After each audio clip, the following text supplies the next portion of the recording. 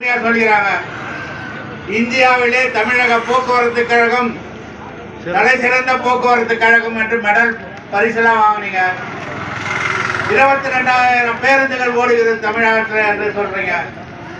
ஆனால் நீங்கள் எல்லாம் திருட்டு பசங்க. ஏன் சொல்றேன்னா, இன்றைக்கு 1 லட்சம் பேர் ஓய்வு பெற்ற தொழிலாளிகளுக்கு சேர வேண்டிய பல்லாயிரம் கோடி ரூபாயை திருடி சுருட்டி கொண்டு உங்களுடைய நிர்வாகத்தை நடத்துவது நியாயம்தானா? உங்களை நான் திருட்டு பசங்க பண்றதுக்கு என்ன தவறு வந்து விளக்கம் கொடுங்க. ஓய்வு பெற்ற தொழிலாளிக்கு உழைத்தவன் வேர்வை காய்வதற்குள்ள கூலி கொடுக்கணும்ன்றீங்க. 2023 ஏப்ரல் முதல் இன்றைய தேதி வரை மொத்த நயா பைசா கொடுக்காத ஓய்வு பெற்ற தொழிலாளி எப்படியா வாழ்வான்? அவனுக்கு தமிழகம் பூராவும் ஆயிரக்கணக்கான ஓய்வு பெற்ற அந்த தேதியில ஓய்வு பெற்ற தொழிலாளிக்கு கொடுக்க வேண்டிய 10,000 கோடி ரூபாயை வைத்துக் கொண்டுதானே நிர்வாகத்தை நான் தமிழ்நாடு அரசாங்கம் பார்க்கிறேன். நிர்வாகம் இந்த பணத்தை திருடிச்சா இல்ல நீ திருட தனியா? அவனுக்கு நீ துணையா, உனக்கு அவன் துணையா? இல்ல 2 பேரும் கூட்டு கலவாளி திருட்டு பாருங்களா? நீங்க சொல்லுங்க. இன்று ஓய்வு பெறுகின்ற தொழிலாளி ஒவ்வொருக்கும் ஒவ்வொரு விதத்திலும் 10,000 கோடி லட்சக்கணக்கான ரூபாய் பாக்கி இருக்குது. நாங்க என்ன கேட்கிறோம்? அரசாங்கத்தில் வேலை செய்கிற அரசு ஊழியர்கள் அவர்கள் இந்த மாதவரை வாங்குகிற டிஏ, அதுல ஓய்வு பெற்ற டிஏ ஓய்வு பெற்ற தொழிலாளிக்கு சமமா கொடுக்குறீங்கல்ல? மின்சார வாரியத்தில் வேலை செய்கிற தொழிலாளி, அந்த பணியில் இருக்கிற தொழிலாளி, ஓய்வு பெற்ற தொழிலாளி சரி சமமாக டிஏ வாங்குறா இல்ல? குடிநீர் வடிகால் வாரியத்தில் வேலை செய்கிற தொழிலாளி, இப்படி அனைத்து துறைகளிலும் பணியில் இருக்கிற தொழிலாளி, ஓய்வு பெற்ற தொழிலாளி சமமாக டிஏ வாங்கும் போது போக்குவரத்து கழகத்தில் ஓய்வு பெற்ற தொழிலாளி வஞ்சிப்பது நியாயம் தானா? ஏழைகளுக்காக வேலை செய்கிற திராவிட முன்னேற்ற கழக ஸ்டாலின் அவர்களை கேட்கிறேன்.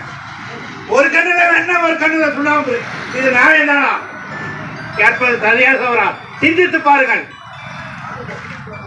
போன அரசாங்கம் தவறு செய்தது. போக்குவரத்து தொழிலாளியின் கோரிக்கை ஏற்க மறுத்தது. ஆகவே தானே உன்னை அரியணை ஏற்றணும்.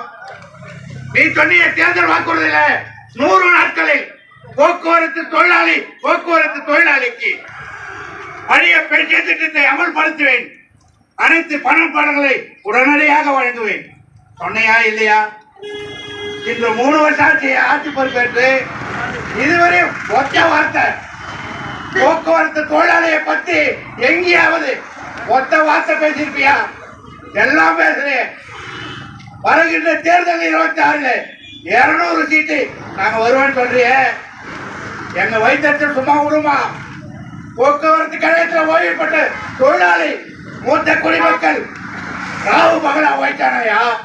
கல்யாணம் இல்ல, சாவு இல்ல, கர்மாந்திரம் இல்ல, மழை இல்ல, குளிர் இல்ல, பழைய அப்படியெல்லாம் ஓய்ச்சி கோடியா ஓய்ச்சி நிர்வாகத்தை வளர்த்தான். அப்படிப்பட்ட தொழிலாளி இன்னைக்கு நடுத்தரவில் நிற்ப வைப்பது அரசாங்கத்துக்கு அழகா? ஸ்டாலின் அவர்களுக்கு அழகா? கேட்பதில் என்ன தப்பு? நீ சொன்னியே ஏன் செய்யல? 3 வருஷமா இன்னைக்கு கொடுக்குறேன் துட்டு, நாளைக்கு கொடுக்குறேன் சொல்லு. ஒரு சொல் இதுவரையும் பேசாத ஊமையா இருக்கிற ஊமை முதலமைச்சர். தானே நாம கேட்பது. ஒரு பக்கம் அரசாங்கம் அப்படி இந்த நிர்வாகத்தில் திருட்டு பசங்களை பற்றி சொல்ற பாருங்க. கவர்மெண்ட் யாரு? சிவகுமார். இங்க இருக்கிற திருவண்ணாமலைக்கார் தான். கவர்மெண்ட் சண்முகம். 2 பேரும் எப்போ ரிட்டையர் ஆனாங்க? 16ல் ரிட்டையர் ஆனாங்க. ஒரு வழிக்கு போனேன்னு வந்து பார்த்தாங்க.